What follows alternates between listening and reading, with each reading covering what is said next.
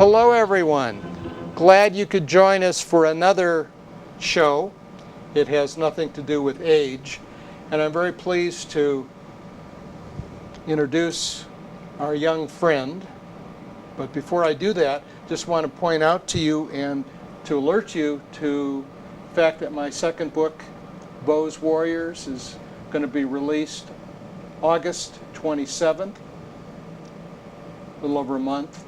And it'll be in the stores, the bookstores, 2 to 3 weeks after that. And I'll keep you up to date as closer, when that date becomes closer. The young man I have next to me is Michel Bloch. Michel? Thank you for the young man, and thank you for inviting me. It's my pleasure, because you are another international figure to join us on our show. So it's really my pleasure.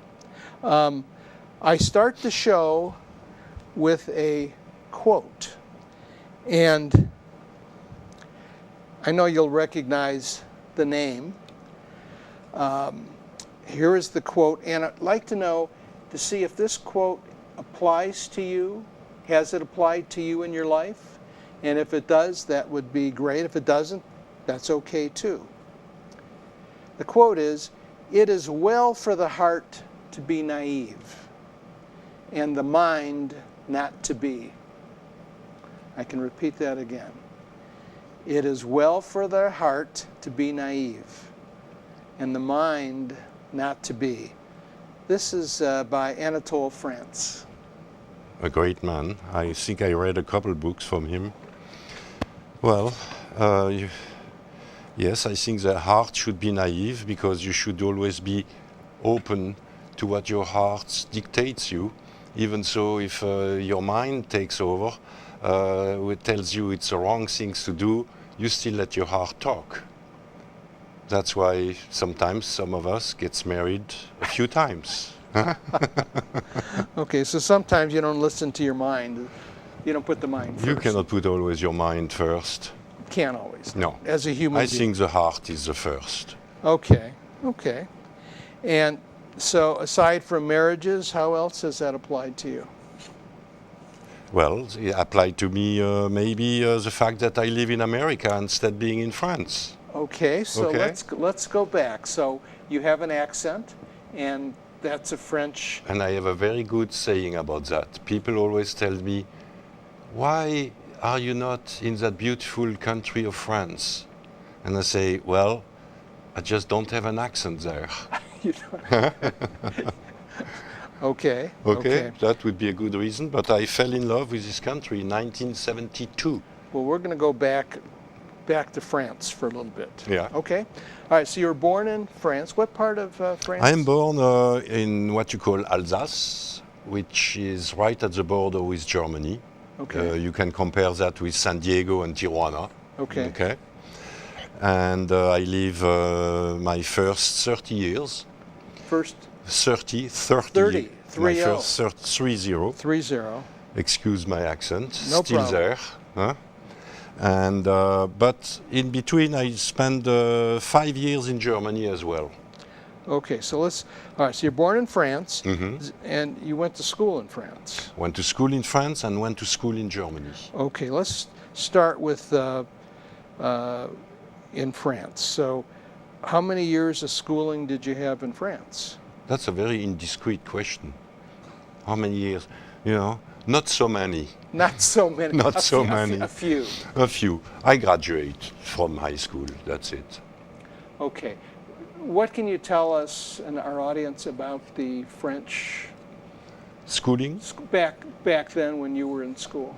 Well, if it would be today, I probably would have been a better student, because at my time, when you did a mistake, you got hit.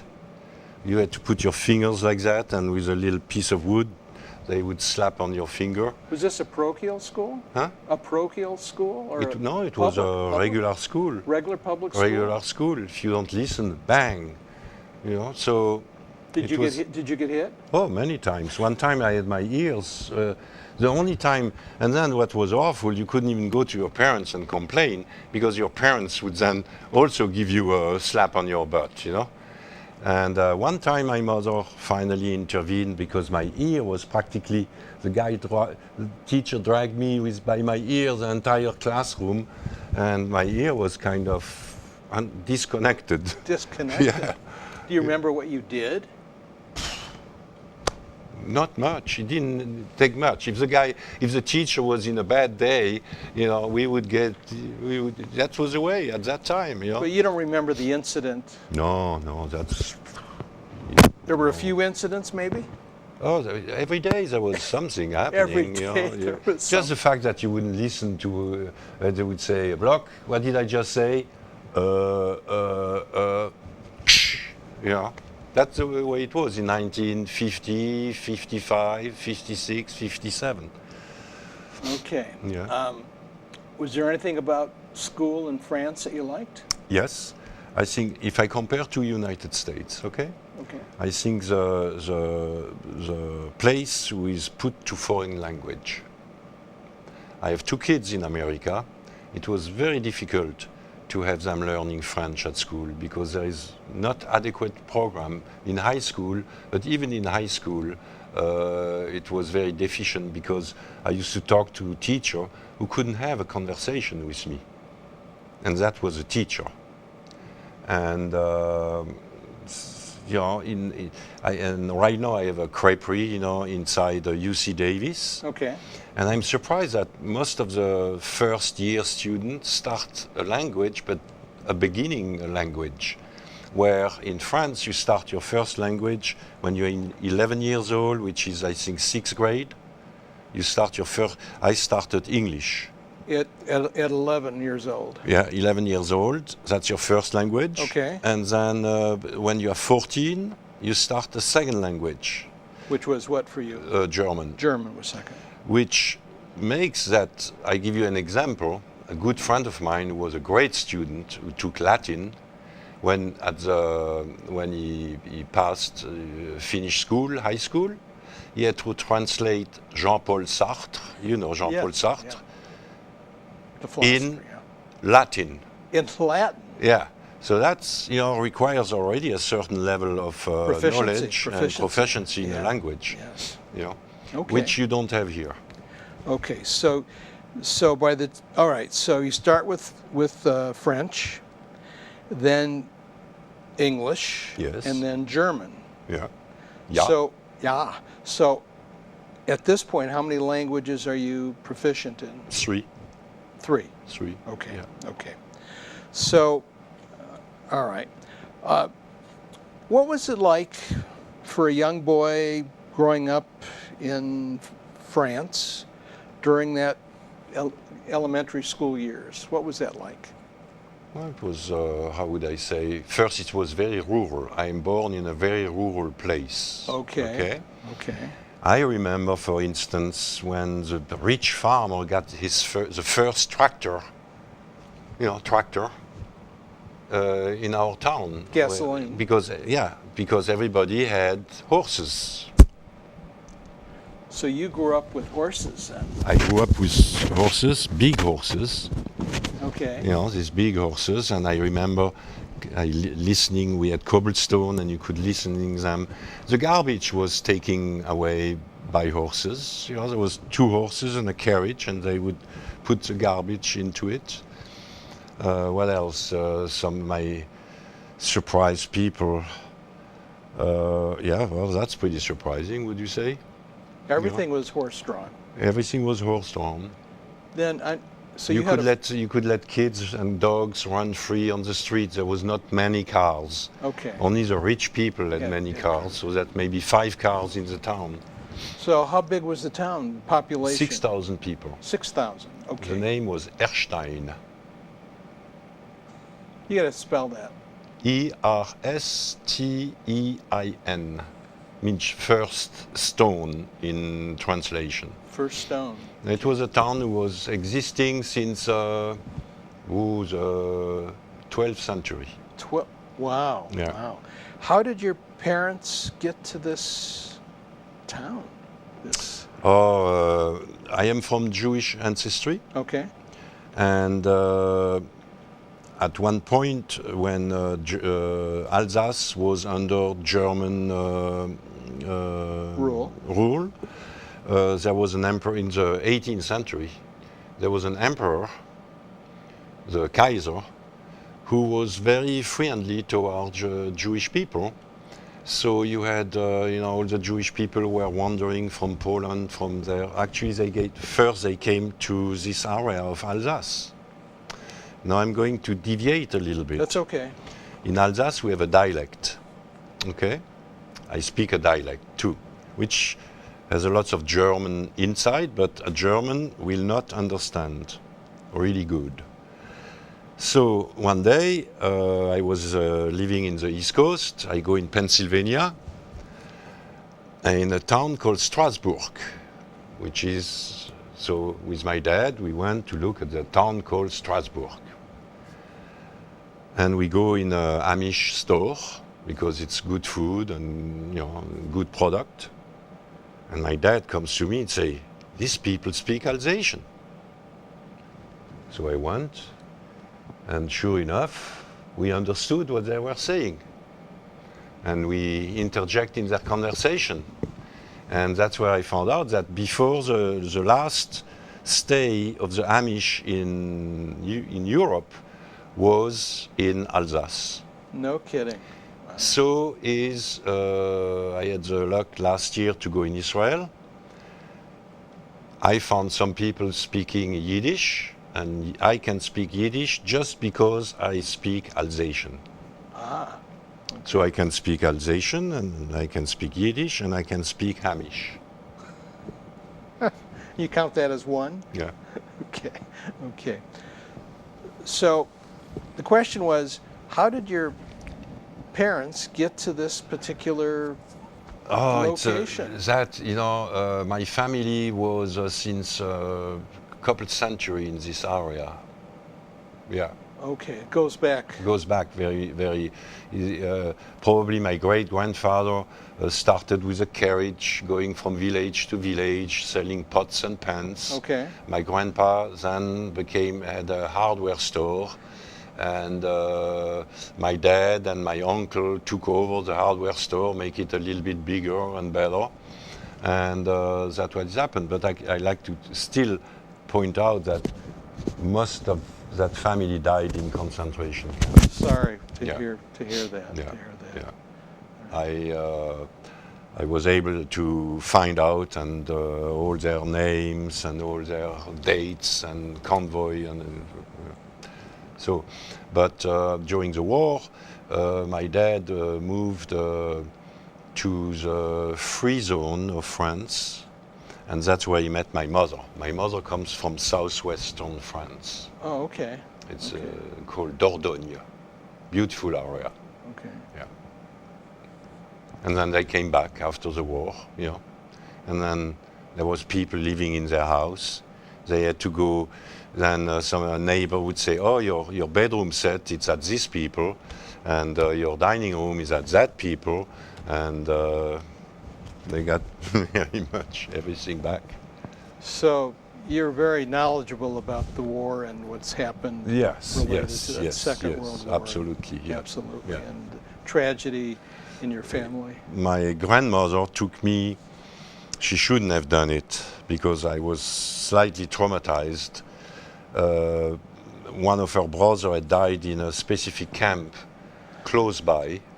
So when they opened the camp to the public, she went trying to find some trace on walls or something, and she took me. And I was like 4 years old. And that was not a good thing to do. Not a good experience. No. Well, she didn't know, obviously, the effect that would have on you. At that time, people were not so sensitive of how a kid might react and stuff. The way it is today, yeah. Okay. So at 10, 11 years of age, you're knowledgeable about horses. Someone, right? Not really. My love to horses came when I was 19 years old. Okay, we'll come to that Yeah. in a minute. Okay, so, all right, so, but at least there are horses in your town, and Oh yeah, well, I always envied farmer kids, You- my friends, because you were because they would walk with that big horse on top of the horse, that carriage with hay on it, you know, and I was a merchant's kid, you know. We had a car. You I had a wish we car. had a. You I wish we had a horse with a carriage, you know. Did you tell your dad that, your father that? Yes and no. You know, I mean, I was playing in June when they would harvesting the hay. You know, there would be hay. The entire town smelled like hay. Okay. And then I have a little carriage, and I would get the hay was on the ground, and then I would make big pile of hay and playing farmer in my backyard. This is foreshadowing for things to come. Yeah. I want everyone to remember this. This is Yeah. foreshadowing. So, Yeah. so Michel is doing this at a very young age. Okay. So you learned German at 14. When did you attend a German school?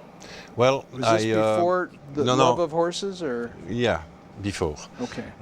When I was like 18 years old, 18. Okay. I went first in the Black Forest as how would I say, apprenticeship with a photographer.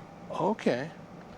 And then after that apprenticeship, I went to a school in Frankfurt, Germany, a photography school.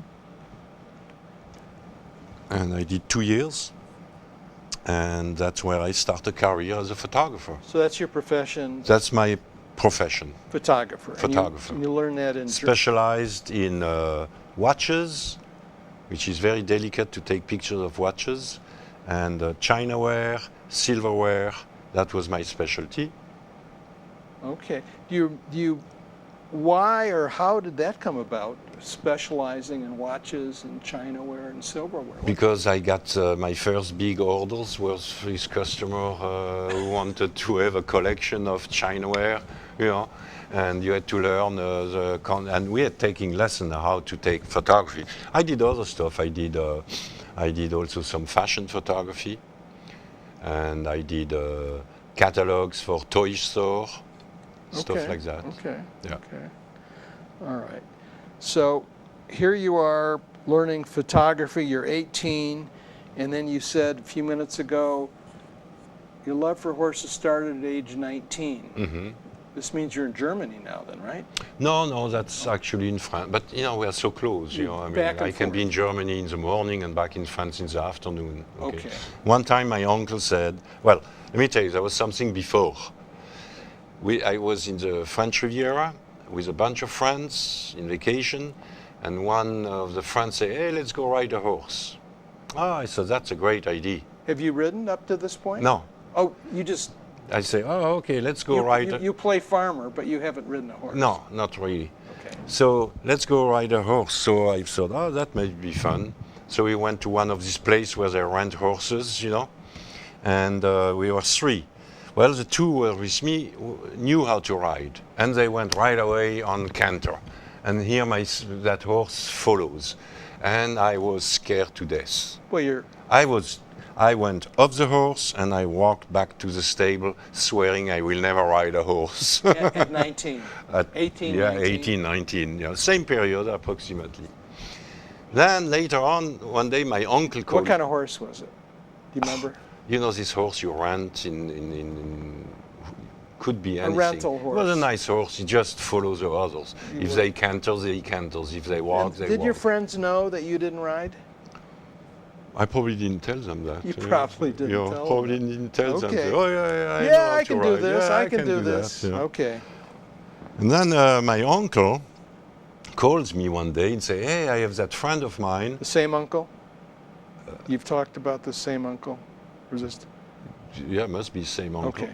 My uncle calls me and say, "Michel, I'm going to take a riding lesson at a friend's place tomorrow. Why don't you come with me?" I went with him, and it's funny, but I got bugged that day. That day my life turned around. I was married. Well, I can say one of the reasons we divorced was the horses down the road, because it became a passion who everything, nothing else counted. You know, everything was on the side. The horses, that was it. What was it about the horse in you at that point? I don't know. I just like the animals. I like their smell. I like to ride. At that time, I was doing dressage and mostly jumping. So you learned dressage. Oh yeah, no. I took for years really lessons, and with a teacher who came from the Spanish school. Ooh. Yeah. So I rode on Lipizan. Yeah, who were already trained. So you learn a lot. So you're a skilled rider. I never thought I'm a skilled rider. Well, you started off. Yeah, I took lesson, but you know, I did jumping stuff, dressage. I was never a hero. I was just middle of the ground. But the passion was being Oh developed. yeah. I bought a horse. I sold it, bought another one because it didn't jump high enough, you know. And I had a wife at that time who scared of horses, and then hated the smell of horses. So every time I go home, I had to go and put my clothes in the washer, take a shower before, and stuff like that. And I want to be riding, and my wife want to do something else. I So guess. you're working as a photographer. Yeah, I had a studio. Oh, you had a studio. I had a studio in my hometown, Okay. And where did you keep the horse? in a club, in a riding club, On the riding. So you're which was like 4 miles away. close. Yeah. So you have a riding I club. would go, you know, in France between noon and 2 you close. I would ride, let me tell you. I would get up at 4. in the morning. I'd be at 6 o'clock at the stable. Okay. I would ride till 8 o'clock, go to work. At noon we close the store, back to the club, lounging the horse till 1:30 in the afternoon, back to work, 7 o'clock, back to the stuff, riding in a... Club. Yeah. So 3 times a day. So it's 3 times a day. How many days a week? Every day of the Every- week. Every day of the week. Every day of the So week. you were married to your horse. Yes. no wonder you're- I no kept wonder- the horse. I lost the wife. You kept the, that was the trade. That was the trade-up. So she couldn't understand. She could have understand, but you know, we were very young. We married very young, and we were not mature enough, and we are still very, very, very good friends since we had a kid together, Okay. who is now 47 years old. Big kid. Big kid now. Kid. Was that the boy that? Yeah, he just left yesterday, today back to France. Okay. All right. So here it is that your life. So you're working as a photographer, but that's not your main passion at the moment. It seems that. No. It seems that the riding Yeah. and the jumping. I was and not dressage- passionate about the photography, and very fast I found my limits too. So I would not pursue too much. So I left to Paris and start to work in different environment, more into the lab, photography labs for professional. And I lived in Paris for 6 years. But in between, I had that epiphany. In 72, I decided to go in America. Okay, so let's see. So you're riding, you're married, you're not married, I you're at the divorced. lab, you're at Paris. In 1972, what age are you? 1972, I am 27, maybe? You're a young man. Yeah, Okay. 27. All right, so you're 27 years of age. And I had a friend of mine who had a phototech. You know, this is somebody who collects pictures from Yes. all over the world, and ad agency, they can come say, hey, I want a blonde woman looking in a water puddle, a reflection, he might have it. So he told me he wanted photography of family situation in America, whatever family situation, whatever race, whatever, just family situation, and to send him the pictures, and he would send me checks as he would. So I stayed 6 months, traveling everywhere, starting in New York, doing Greyhound through Tennessee and Florida, buying a car in Florida, going to the New Orleans area, then to Texas, then to Mexico, and then back to California. 6 months. Mm-hmm. So you were on the road doing a lot of photographs. Yeah. Okay, and you're 27 years of age. And newly in love again with a lady. Met here? No, in France. Oh, in France. She came with me. Oh, she came with you. So Okay. starting my second turn in life, in romantic life. Okay. Yeah. Okay. And So that was a good period. oh, it was excellent, and that trip was, it's give you an idea. In Texas, we were to stay 2 days, and I want to ride horses in Texas. I had that in my mind. Well, yeah, sure. So we went to a dude ranch, and it was in March or April, I don't remember exactly. And the guy said, yeah, well, here you can only walk on the horse, because the insurance doesn't cover trot or nothing. So I'm not interested. So we go to the little town, and there is a motel and a bar, and I go wash laundry, okay? Suddenly my girlfriend comes, Michel, I just went to the bar to get a Coke, and we're invited, we have to come. Tomorrow somebody picks us up with horses. She had told, somebody said, hey, where are you? She was a cute blonde. And next day, that guy, Bud, I remember, old man, Bud, took us in his pickup truck, stopped next to a fence, honked twice, suddenly 10 horses running towards the truck, saddle on, and we rode all day long. At night, we would go to that restaurant. Nobody wanted us to pay. I always remember this guy. There's these people, they would say, talk to me like Maurice Chevalier. Maurice Chevalier? Well, sure. Because the accent was even worse at that time. And one guy wanted me to go hunting with him next morning. Well, I don't hunt, so that was. But we stayed a week. A week? Instead of 2 days. We were every day invited somewhere. Same stuff in New Orleans. We met a group of people. They took us on a trip, and the entire trip, in Savannah Beach. And you're being paid for your photography on top of it. Well, yes, but pictures. At that time you don't care so Didn't much. matter. Didn't matter. Didn't matter. And in Savannah Beach, we go in a pizza place, and then the guy I say, how much I owe you? He say, nothing. Stuff like that. I say, this country is just great. What is it, right? Yeah. Was it the accent? I don't know. People are, in general, they say American people are very friendly people. That's a general consensus, okay? And but I just was overwhelmed. I said that never happened to me. And then, of course, I arrived now in California. Uh-oh. Huh? Uh-oh. I had a friend. Southern California? No, Santa Cruz. Santa Cruz? Santa Cruz. We're close. And I had a friend I had met in Africa while I was 19 years old, who was living in Felton, which is in the mountains of Santa Cruz. Close. And I drove suddenly in this little trail, and it was this giant redwood, and he had that little house middle of the redwood. And at night, here we're sitting, eating, and I look around, and I see 3 raccoons at the door. I had never seen raccoon in my life. Okay. I thought I was in a Walt Disney movie. That was so. So we went back to Paris. At one point we had to go back.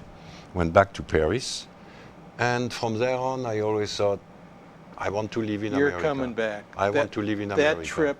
That trip did it. I want to live in America, but I don't want to do photography in America because I just didn't have the feeling for it.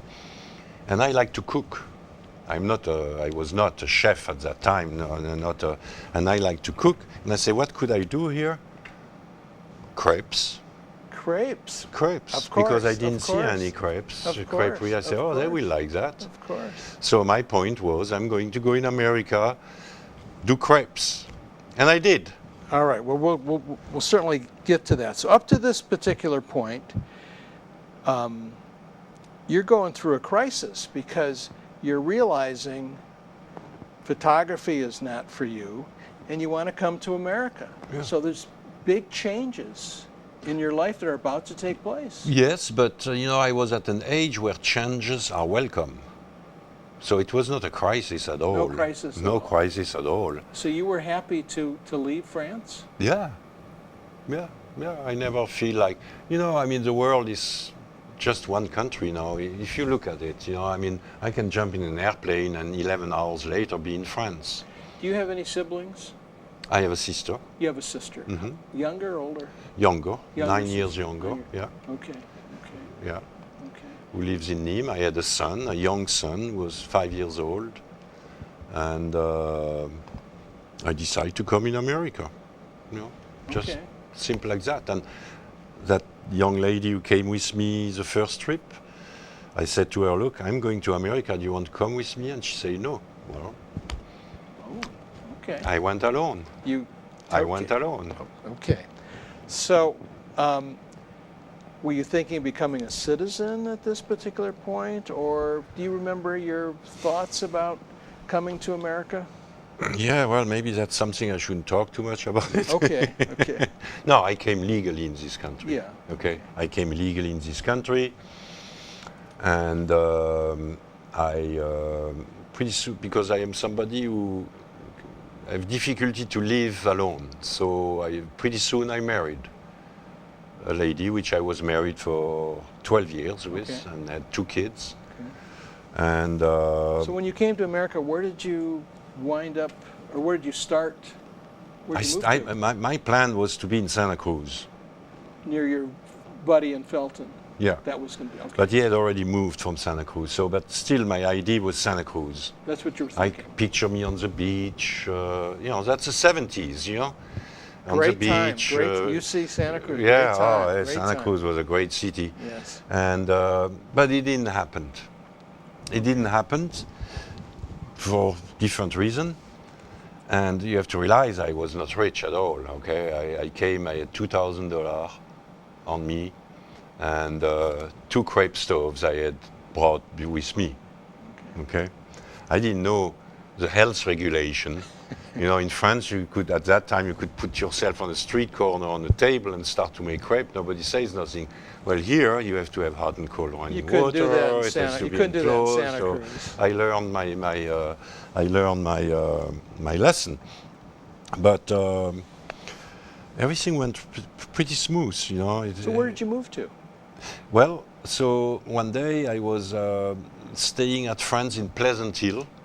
Pleasant Hill. Okay. Friends I had met in Morocco, and we had traveled together to Spain, and I had their address, so I spent there, and I had a friend who built me a little booth. He was a carpenter, and I heard there was a wine festival in Sacramento. Of all places. Yeah. Sacramento. A wine festival in Sacramento. You hadn't been to Sacramento before. Well, I traveled through, going to Lake Tahoe as a tourist, Okay. thinking in August, how can people live here? It's so hot. Yeah, no air conditioning in a Volkswagen. Yeah. And I say, how can people live here? So, and I arrived in Sacramento, and I had put, my last penny. Is this 72? Still 72? 73? That's 72. No, that's 76. 76, okay. Because 72, then I went back to Paris for 4 years and came back in 76. Okay, you came back. You Yeah, returned in yeah, 76. yeah. Okay. And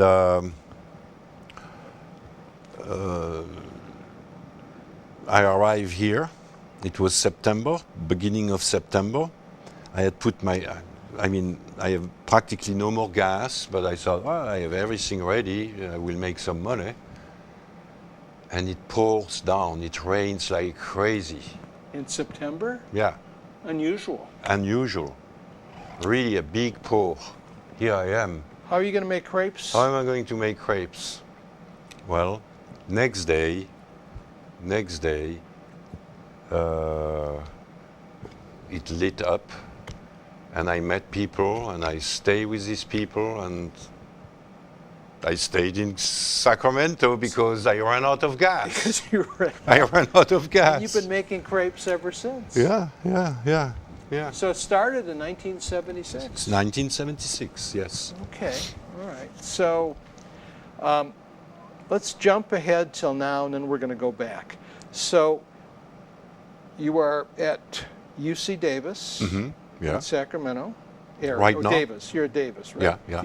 And tell us a little bit about your business, your crepe. Right now? Yeah, right Okay. now. First, I opened the first creperie in Davis in 1980. Okay. It was called the Crepe Bistro. All right. And I sold it pretty fast to a French professor. And that creperie stayed open, I think, 20 years, something like that. And the gentleman who owned it became Alzheimer. And there was also a fire, and so that stuff closed. In the meantime, I had reopened a creperie inside UC Davis, on campus, in the food court, next to Taco Bell and stuff like that. I am there since 16 years now. Okay. All the food is in Davis is managed by a French company called Sodexo.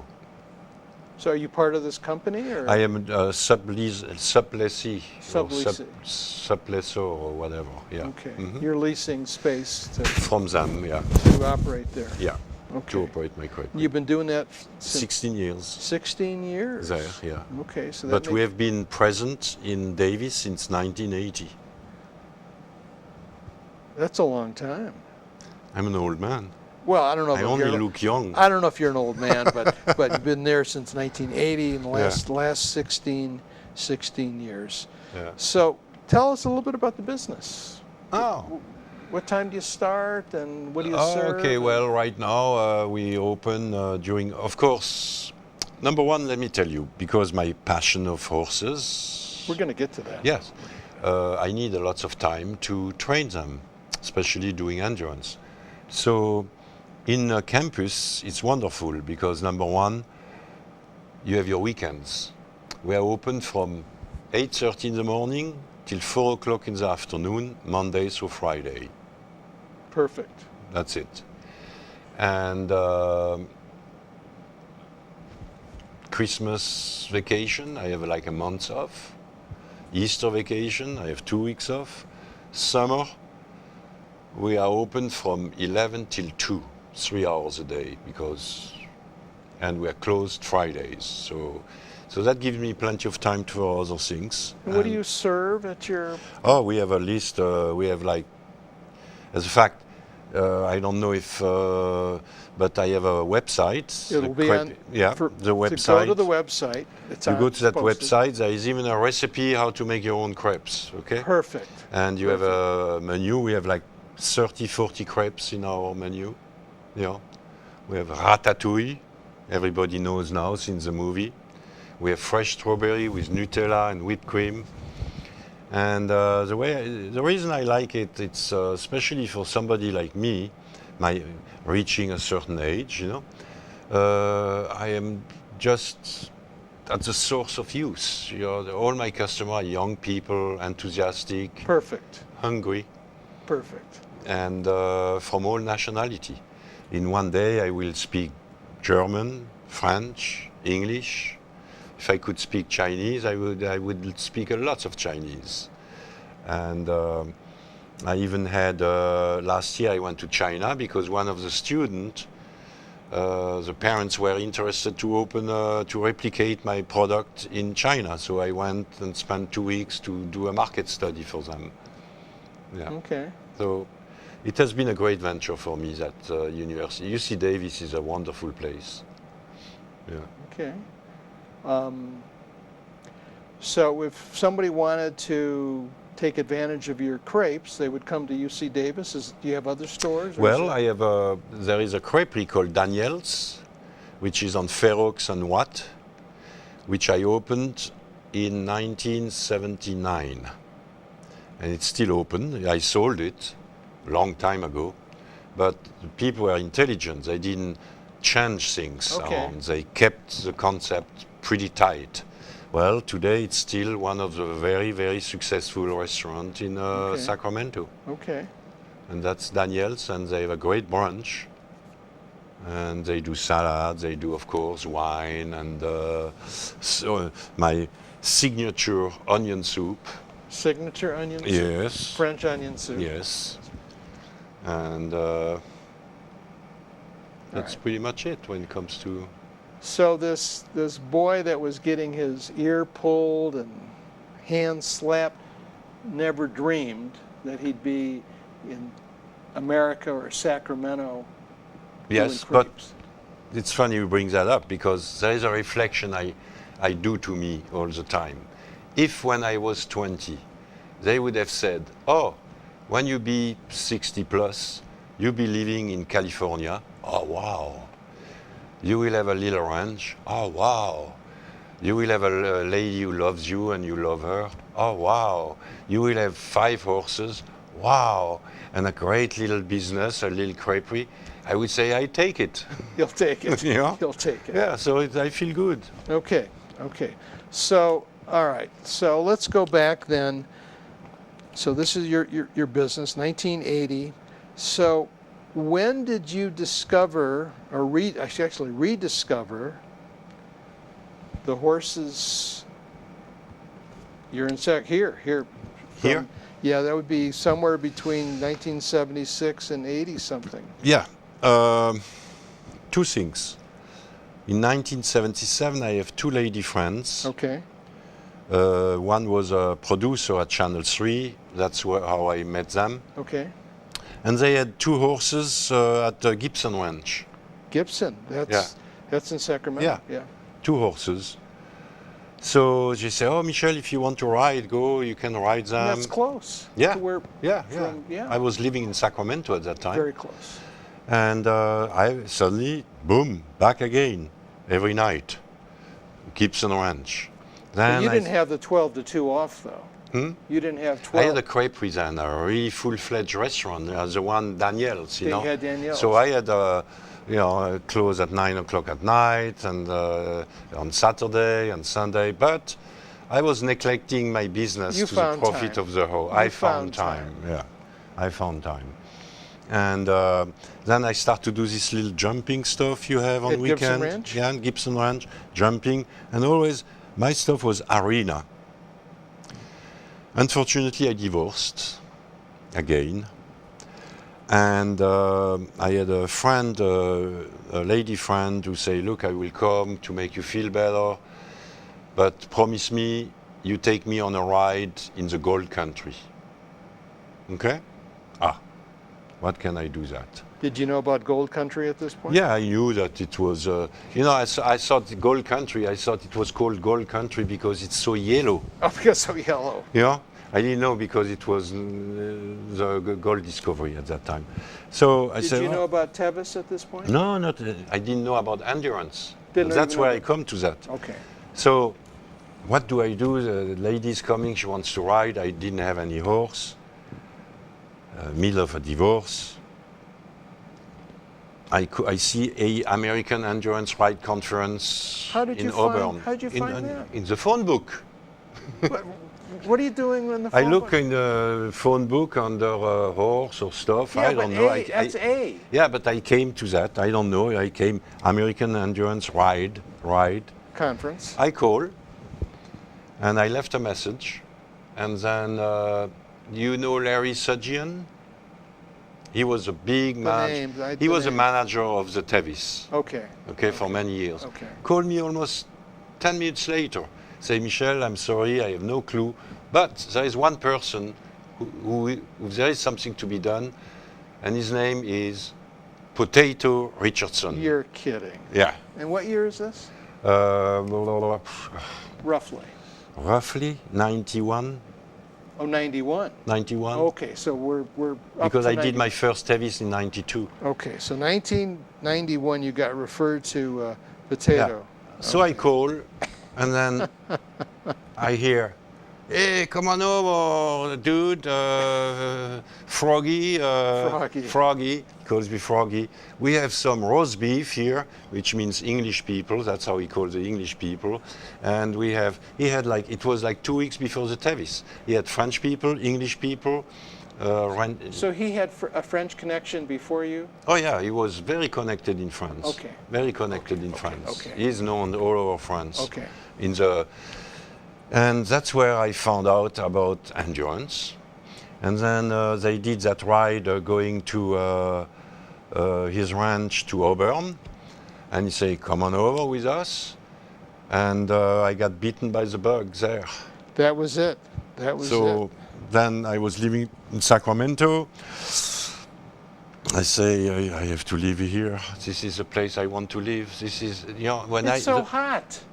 Well, it's hot in Sacramento how can people too. live here? We have air conditioning. And it's dry heat. It's dry. You have area. I remember in New York, because I lived in New York. Humidity. I was coming from Sacramento. I moved to New York. And I walk out and I say, it must be like 120. Yeah. And I look, it was like 89 or 90 degrees. Right. And I was like, oh God. Dripping. Yeah, Dripping. it was very, here it's just being in an oven. Okay, so in 1991 you met Potato. Mhm. Okay. And your first endurance ride was it Tevis or was it before Tevis? No, first endurance ride was in France. Because Potato went to France to do a ride. Okay. And at that time I was in France too. And I did my first 25 miler in France. In France. Yeah.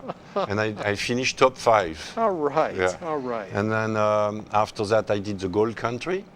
Here. And I always remember that was my first 50 miles. And I was already in for the Tevis. And I finished that ride. And I say, wait a second. I was exhausted. I was hurting. And I say, wait a second. If I do the Tevis, that means just half of it. I'm just halfway. I cannot do that. Yeah. And then Potato says, yeah, you can do that. And effectively, I can do that. All right. So, well, then let's tell us a little bit about that first 25 endurance ride in France. What that was like. Well, that was no big deal. I mean, well, now, no, but at the time. Yeah, but 25 miles I could handle relatively easily. It was a friend who loaned me a horse. It's a beautiful region. That's where my mother is from, okay. Dordogne. Very nice, very funny, and nothing exceptional to say about that ride. There was no challenge. No, I didn't try to win or nothing. It just happened that I was in the top 5. Yeah, it just happened. Sure. No, it just happened because I have no knowledge of the horse and. Okay. All right. Then what about the Gold Country? That I took a big sweat. That was. What was your thinking going into that ride? Why do I do that? Why am I doing that? Because I was not yet a long distance rider as I became later. Okay. So you have like, what you call that when you have chafing all over your legs, Yes. And then you have to run your horse at the vet check where you're so tired you can barely run. And I was enthusiastic, but I thought to myself, I'm not sure if that's really my cup of tea. After, at the finish. What about during? Well, during you do your ride, you are into the ride, so it's, the horse was doing good, I was enjoying. Was it your horse or Potato's horse? My horse. Your horse, okay. I bought a horse, right away. I bought a horse. I called him Cheval. Cheval. Did you boarding with Potato? Yeah. Or? Okay, you're boarding with Potato, so you'd come over and ride your horse? Every day I was at Potato. I was So you know these trails since 91, 92? Oh, yeah. Okay. I can go everywhere.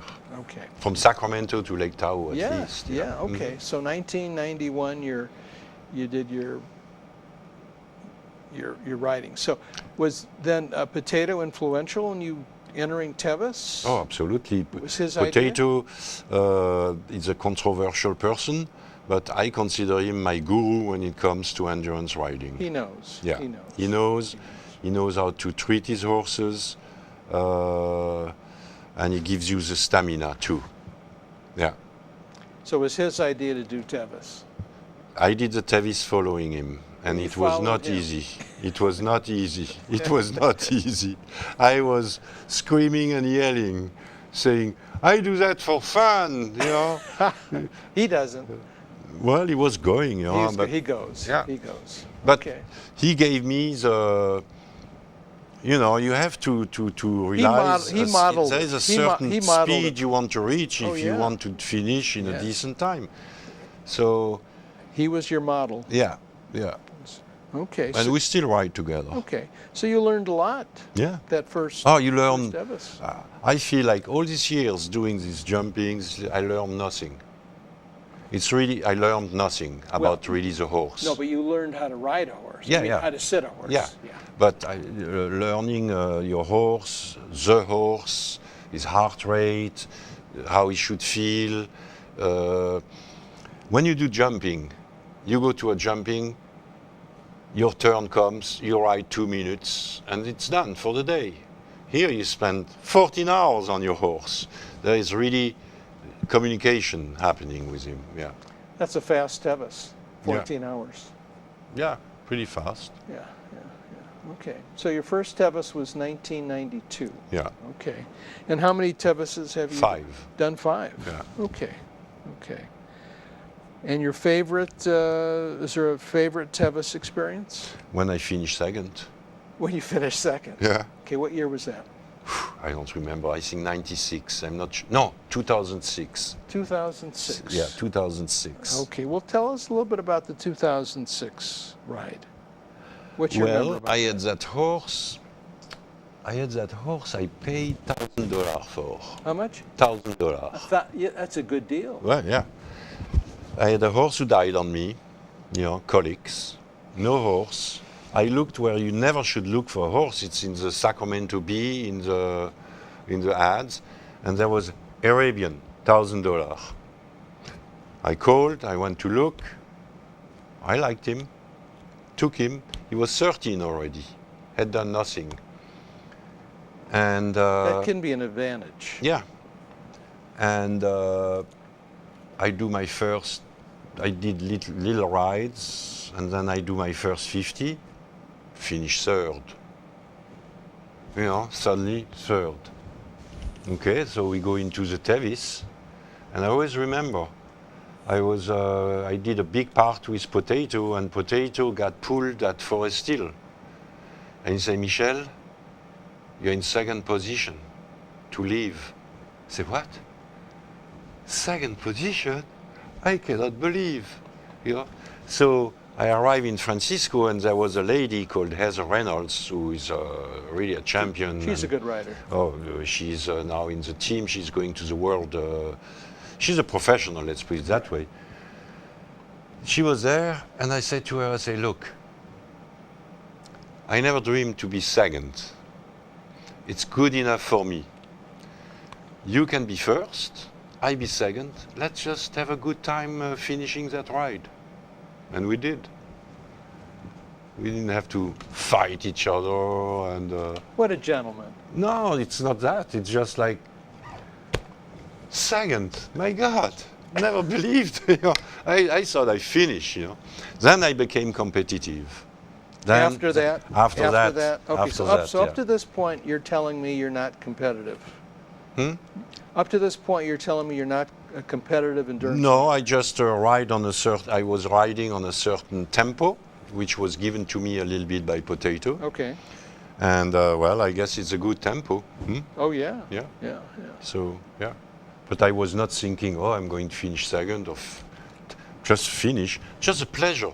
You know, it's a Zen experience to do the Tevis. Well, okay, Michel, but if you're riding into Forest Hill with Potato, yeah. you know you're up near the front.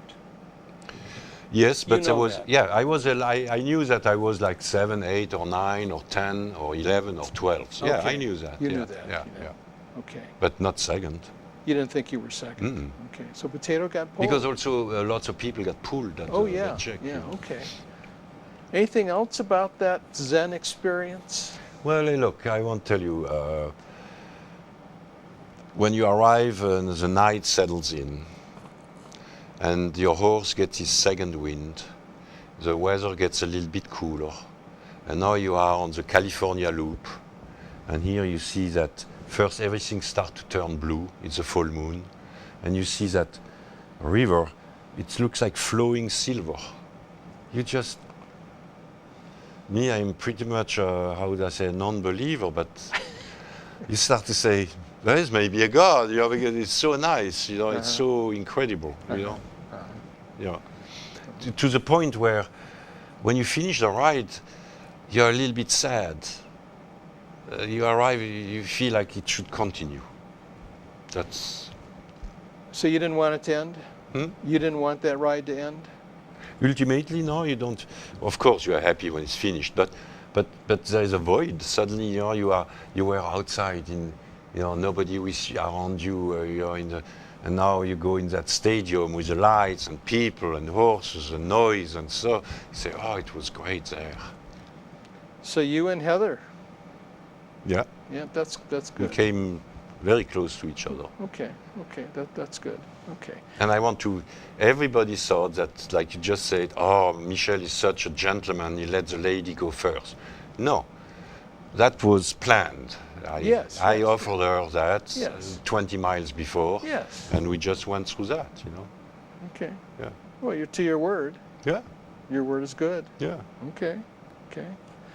All right. So then, now you're competitive. 2006. Every year then. That did it. Okay. And this year, you're training. We have only a few minutes. Okay. Well, this year for me, it's a very big year. It happened that last year in September, I went to Israel to ride horses in the Negev desert. And I went to a ranch called Alpaca Ranch. They raise alpaca and they have horses. Beautiful place. And I met that young fellow who just had finished his military. And they're military 4.5 years. And it's serious. And so enthusiastic. I noticed all the Israel starts to have endurance. Of course, they are stuck in their country. They are not invited in other countries. Unfortunately, we have 1 minute left. Okay, 1 minute. I have that young Israeli I invited. It's been 2 months. His name is Yam, and he's going to do the Tevis on my horse. And I'm going to coach him. You've been coaching him. I'm coaching him. He's been here already 2 months. And he's going to finish. We have no intention to win or top 10 or top 5. He wants a buckle because he will be the first Israeli to do that ride. Well, I'm going to keep my fingers crossed and do whatever I need to make sure that happens. Well, that is neat. And I met Michel and his guest. Yes. Even on the trail. Anyway, I know we're out of time, but I want to thank you, Michel, for sharing. And I thank you, Auburn. You are a wonderful city. Thank you. Thank you for joining us, and we will see you again, and you'll see Michel on the Tevis Trail. We'll go to Sacramento and have a crepe in Davis. Have a crepe in Davis. We're done. So now they're going to tape